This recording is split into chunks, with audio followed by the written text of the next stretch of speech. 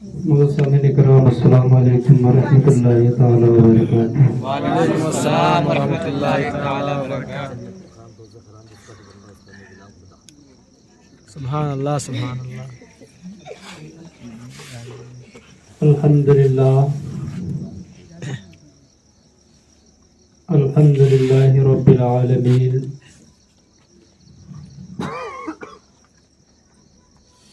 والعاقبۃ للمتقین، والصلاة والسلام علی رسولہ الکریم، اما بعد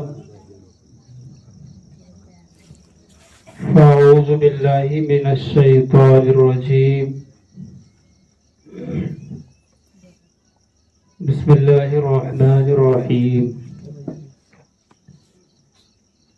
الا ان اولیاء اللہ لا خوف علیہم ولا هم يحزنون، آمنت باللہ صدق اللہ العظیم۔ اسی طرح کے نعتیہ کلام اور تقریر کو سننے کے لیے ہمارے چینل 786 خواجہ ہند کو سبسکرائب کریں اور ساتھ میں بیل آئیکن کو دبانا نہ بھولیں۔ وَنَحْنُ عَلَى ذَلِكَ لَمِنَ الشَّاهِدِينَ وَالشَّاكِرِينَ وَالْحَمْدُ لِلَّهِ رَبِّ الْعَالَمِينَ۔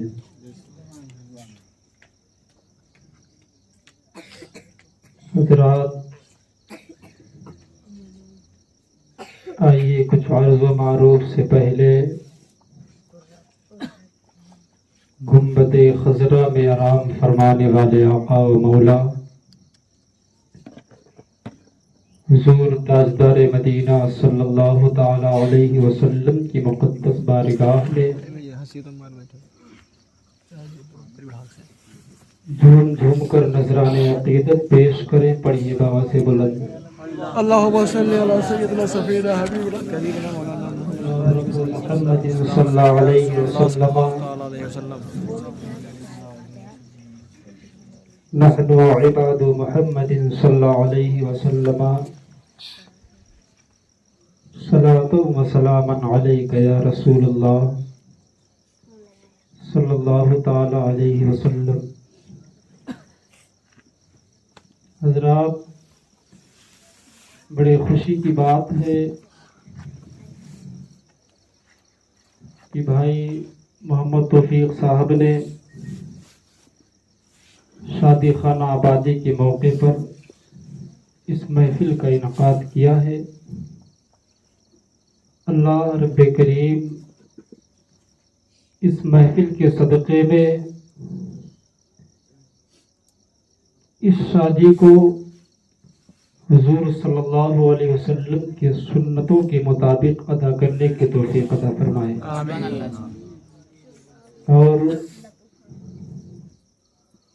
نوجوانوں کو اور خاص کر مجھے برائیوں سے بچنے کی توفیق عطا فرمائے، اور ہماری ماں بہنوں کو بھی عقل سلیم عطا فرمائے۔ حضرات، درود پاک پڑھیں۔ اللہم صلی علی سیدنا مولانا محمد بارک وسلم، صلو علیہ صلاۃ و سلام علیک یا رسول اللہ صلی اللہ تعالی علیہ وسلم۔ حضرات، یہ مہینہ غوث اعظم کا چل رہا ہے، اسی لیے میں نے موضوع بھی انہی کا چنا ہے۔ اعلیٰ حضرت سرکار فرماتے ہیں، واہ کیا مرتبہ اے غوث ہے بالا تیرا، مطلب کہ بولیے سبحان اللہ۔ واہ کیا مرتبہ اے غوث ہے بالا تیرا، اونچے اونچوں کے سروں سے قدم آلا تیرا، اونچے اونچوں کے سروں سے قدم آلا تیرا، اور سر بھلا کیا کوئی جانے کہ ہے کیسا تیرا، سر بھلا کیا کوئی جانے کہ ہے کیسا تیرا، اولیاء ملتے ہیں آنکھیں وہ ہے تلوہ تیرا، اولیاء ملتے ہیں آنکھیں وہ ہے تلوہ تیرا، اور کیا دبے جس پہ حمایت کا ہو پنجہ تیرا، کیا دبے جس پہ حمایت کا ہو پنجہ تیرا، शेर को खतरे में लाता नहीं कुत्ता तेरा, بے شک سبحان اللہ शेर को खतरे में लाता नहीं कुत्ता तेरा, और कस्में दे दे के खिलाता है पिलाता है तुझे, بے شک قسمیں دے دے کے کھلاتا ہے پلاتا ہے تجھے, پیارا اللہ تیرا چاہنے والا تیرا, بے شک سبحان اللہ پیارا اللہ تیرا چاہنے والا تیرا, اور تجھ سے در در سے سگ سگ سے ہے مجھ کو نسبت, تجھ سے در در سے سگ سگ سے ہے مجھ کو نسبت, میری گردن میں بھی ہو دور کا ڈورا تیرا, میری گردن میں بھی ہو دور کا ڈورا تیرا, اور اس نشانی کے جو سگ ہیں نہیں مارے جاتے, اس نشانی کے جو سگ ہیں نہیں مارے جاتے, حشر تک میرے گلے میں رہے پٹا تیرا, حشر تک میرے گلے میں رہے پٹا تیرا. حضرات محترم, میرے آقا غوث اعظم سرکار کی ذات بابرکت سراپا کرامت ہی کرامت تھی. حضرت شیخ علی بن نصر رحمۃ اللہ تعالی علیہ فرماتے ہیں کہ میں نے کسی ولی کو حضور غوث اعظم سے زیادہ کرامت والا نہیں دیکھا. لوگ جس وقت آقا غوث اعظم کی کرامت دیکھنا چاہتے تھے اسی وقت دیکھ لیتے تھے. اس طرح اللہ نے انہیں طاقت و قوت عطا فرمائی تھی. ایک مرتبہ میرے آقا غوث اعظم سرکار اپنے چند مریدین اور ساتھیوں کے ساتھ ایک گلی سے گزر رہے تھے تو کیا دیکھتے ہیں کہ راستے میں ایک مسلمان اور ایک یہودی آپس میں جھگڑ رہے ہیں. میرے آقا غوث اعظم سرکار نے جھگڑنے کی وجہ پوچھی کہ تم لوگ آخر کیوں جھگڑ رہے ہو؟ تو مسلمان کہنے لگا کہ حضور یہ عیسائی کہتا ہے کہ حضرت عیسیٰ علیہ السلام تمہارے نبی سے افضل ہیں. اتنا سننے کے بعد میرے آقا غوث اعظم سرکار نے فرمایا کہ اے عیسائی تو یہ تو بتا کہ کس بنیاد پر تو کہہ رہا ہے, کس وجہ سے کہہ رہا ہے کہ حضرت عیسیٰ علیہ السلام حضرت حضور صلی اللہ تعالی علیہ وسلم سے افضل ہیں. آخر کیا وجہ ہے کہ تو حضور صلی اللہ علیہ وسلم سے زیادہ حضرت عیسیٰ علیہ السلام کو افضل بتا رہا ہے؟ تو وہ عیسائی کہنے لگا کہ اے آقا غوث اعظم, میرے پیغمبر حضرت عیسیٰ علیہ السلام مردوں کو زندہ کر دیا کرتے تھے. اتنا سننے کے بعد آقا غوث اعظم سرکار نے فرمایا کہ اے عیسائی, میں نبی نہیں ہوں بلکہ اسی نبی کا نبی آخر الزمان کی آل میں سے ہوں. میں اولاد نبی ہوں, میں اولاد علی ہوں, میں اولاد نبی ہوں. اے عیسائی, میں نبی تو نہیں ہوں لیکن میں ان کا امتی ہوں. اگر میں مردے کو زندہ کر دوں تو کیا تم میرے نبی کے فضیلت و برتری کو تسلیم کر لے گا؟ اتنا سننے کے بعد وہ عیسائی کہنے لگا کہ اگر آپ مردے کو زندہ کر دیں تو ضرور میں آپ کے نبی کی فضیلت و برتری کو تسلیم کر لوں گا. اتنا سننے کے بعد میرے آقا غوث اعظم سرکار نے فرمایا کہ مجھے قبرستان پر لے چلو.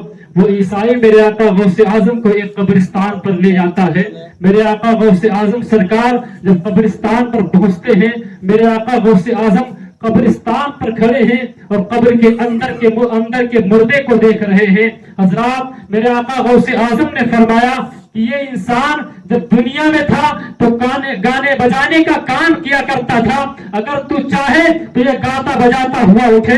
اتنا جب یہ جملہ میرے آقا غوث اعظم سرکار کی زبان مبارک سے وہ عیسائی سنتا ہے تو حیرت سے چہرہ تکنے لگتا ہے اور کہتا ہے حضور اگر ایسا ہو جائے تو اور بہتر ہے. میرے آقا غوث اعظم سرکار فرماتے ہیں قم باذن اللہ, اے مردے اللہ کے حکم سے زندہ ہو جا. جیسے ہی آقا غوث اعظم نے جملہ فرمایا وہ مردہ زندہ ہو کر اٹھ کر کھڑا ہو جاتا ہے. سبحان اللہ سبحان اللہ سبحان اللہ سبحان اللہ.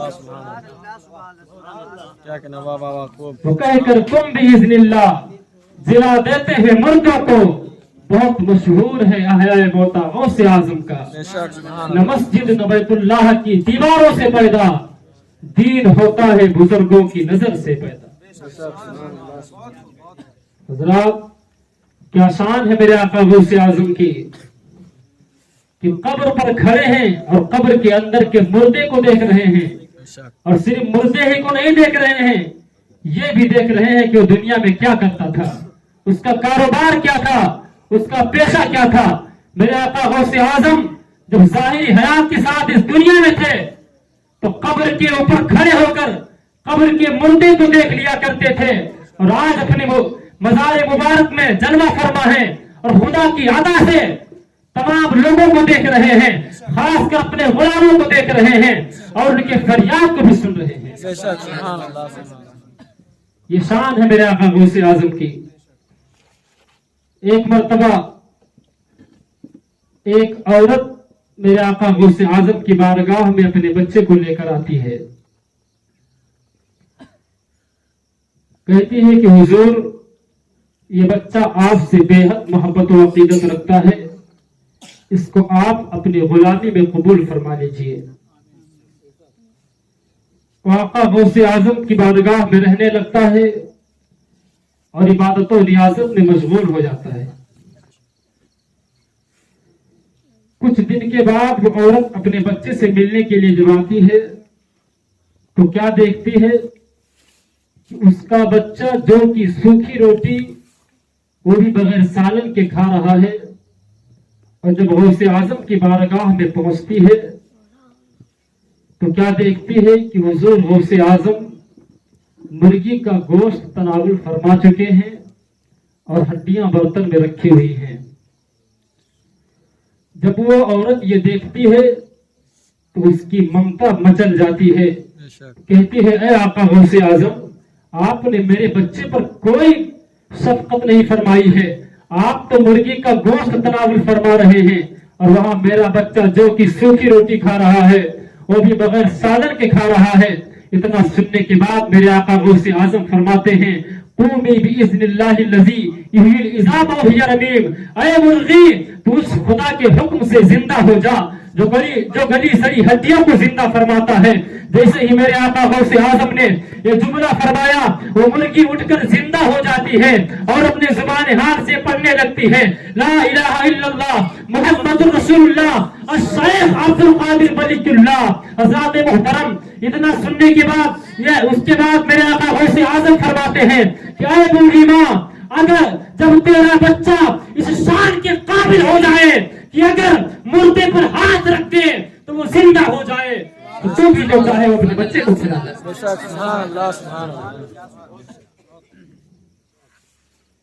हज़रात, एक मर्तबा का और वाक़या है कि हुजूर गौसे आजम सरकार वाज फरमा रहे थे, तकरीर कर रहे थे, तो दौरान तकरीर एक चील ऊपर से चिल्लाती हुई गुजरती है जिससे सामीन की तवज्जो हट जाती है। तो आका गौसे आजम आलम जलाल में फरमाते हैं कि ऐ हवा, इस चील के सर को तन से जुदा कर दे। सामीन का बयान है, प्रकाश से मुरीद होता है और जब वो मुरीद होकर वापस अपने घर जाता है तो उसमें एक ऐब हो जाती है। वो ऐब ये होती है कि हुजूर गौसे आजम का मुरीद जब भी सोता है उसे एहतराम की हाजत हो जाती है, उसे एहतराम हो जाता है, उसे गुस्ल की हाजत हो जाती है। वो मुरीद बहुत परेशान होता है और दिल ही दिल में सोचता है कि मुरीद होने का मकसद तो ये ना था, बल्कि मुरीद होने का मकसद ये था कि मेरी हालत सुधर जाती और मेरी सेहत अच्छी हो जाती, मगर उसके बरअक्स उल्टा होता जा रहा है। अगर यही हाल रहा तो मरने के सिवा कोई चारा नहीं। वो मुरीद बहुत परेशान होता है और आका गौसे आजम सरकार की बारगाह में हाजिर होता है, अर्ज करता है हुजूर, मैं जब से मुरीद हुआ हूँ मुझ में एक शिकायत हो गई है। आका गौसे आजम सरकार फरमाते हैं کہ بتا تیری شکایت کیا ہے, تجھ میں کون سا عیب ہو گیا ہے. وہ مرید کہنے لگا کہ حضور میں جب سے مرید ہوا ہوں میں جب سوتا ہوں مجھے احتلام ہو جاتا ہے, غسل کی حاجت ہو جاتی ہے, نہانے کی ضرورت ہو جاتی ہے, اور اے آقا غوث اعظم ایک دو مرتبہ نہیں بلکہ 70 مرتبہ ہو چکا ہے. اتنا سننے کے بعد آقا غوث اعظم فرماتے ہیں کہ بس تیرا کام ہو گیا. وہ مرید عرض کرتا ہے کہ حضور میرا کون سا کام ہو گیا, بات سمجھ میں نہیں آ رہی ہے کہ میرا کون سا کام ہو گیا.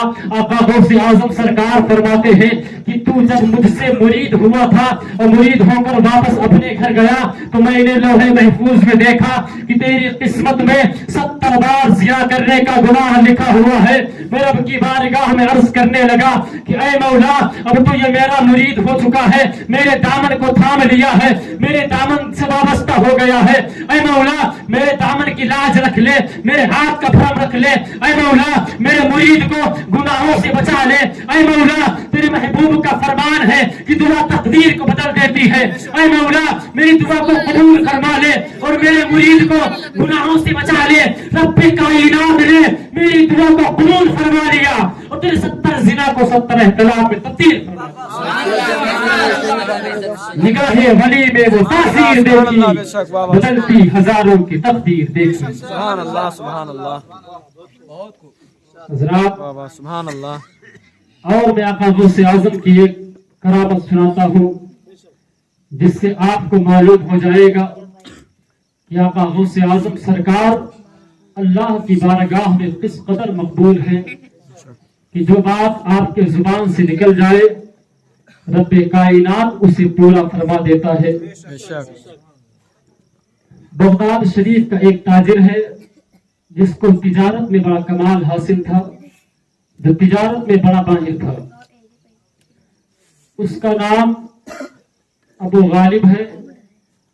ابو غالب علماء اور مشائخ سے بہت قریب رہتا تھا, اولیاء اسلام سے بڑی قدر محبت کرتا تھا. ابو غالب نے ایک روز حضور غوث اعظم سرکار کی اپنے گھر ضیافت کی دعوت دی. حضور غوث اعظم سرکار نے اس کی دعوت کو قبول فرما لیا. ادھر شہر کے بڑے بڑے علماء بھی دعوت میں مدعو کیے گئے. ابو غالب نے اپنے مہمانوں کے لیے طرح طرح کے انتظام کیے, طرح طرح کے کھانے پکائے گئے. جب دعوت کا دن آیا تو حضور غوث اعظم سرکار کی تشریف آوری سے پہلے عراق کے علماء پہلے ہی سے وہاں موجود تھے. جب حضور غوث اعظم سرکار تشریف لائے تو حضور غوث اعظم کی ہیبت و جلال سے سارے علماء مرعوب تھے, سب پر سکتے کا عالم طاری ہو گیا. ایسا لگ رہا تھا کہ سب کے سروں پر پرندے بیٹھے ہوئے ہیں. جب غوث اعظم سرکار تشریف لائے تو آپ کے سامنے ایک ٹوکرا لایا جاتا ہے. حضور غوث اعظم سرکار نے جب اس ٹوکرے کو دیکھا تو سمجھ گئے کہ اس دعوت کا مقصد کیا ہے. میرے آقا غوث اعظم سرکار نے فرمایا کہ اس ٹوکرا کو کھولو. حضرات جب اس ٹوکرا کو کھولا جاتا ہے تو کیا دیکھا کہ اس ٹوکرے میں وہی ابو غالب کا لڑکا بیٹھا ہوا ہے. اور ابو غالب کا ایسا لڑکا بیٹھا ہوا ہے جو ہاتھ پاؤں اور آنکھوں سے معذور ہے. نہ اس کے ہاتھ کام کر رہے ہیں, نہ پیر کام کر رہے ہیں, نہ آنکھوں میں بینائی ہے. میرے آقا غوث اعظم سرکار نے جب یہ دیکھا تو فرمایا قم باذن اللہ, اے لڑکے اللہ کے حکم سے کھڑے ہو جا.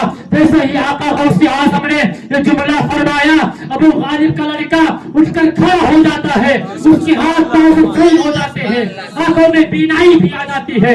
اسی لیے استاد زمن فرماتے ہیں تیرے ہاتھ میں ہاتھ میں نے دیا ہے, تیرے ہاتھ ہے علاج یا غوث اعظم. نگاہ بلی میں وہ تاثیر دیکھی, بدلتی ہزاروں کی تقدیر دیکھی. سبحان اللہ سبحان اللہ, کیا خوب ہے بابا. حضرات غوث اعظم نبی نہیں ہے, غوث اعظم رسول نہیں ہے, بلکہ غوث اعظم آل نبی ہے, اولاد علی ہے, سید الاولیاء ہے.